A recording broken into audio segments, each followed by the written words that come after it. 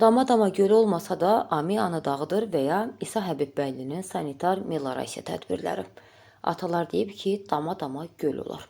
İsa Həbibbəylinin Elmlər Akademiyasının bütün mərtəbələrində su axır, amma göl olmur. Akademiyanın top dağıtmaz divarları çartlayır. Ən pisi odur ki, su damlamasının qarşısını almaq üçün krantlar 24 saat açıq saxlanılır.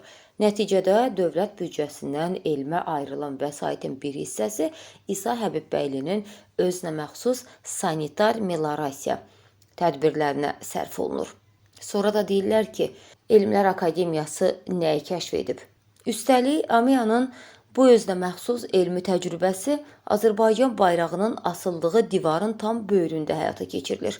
Yaxın günlərdə yəqin ki, bayrağımızın da su içində üzməsindən şahidi olacağıq. İnanmırsınız? Bu da dəlilləri. Bu barədə Heydər Oğuz özünün Facebook səhifəsində video paylaşım edərək məlumat verib.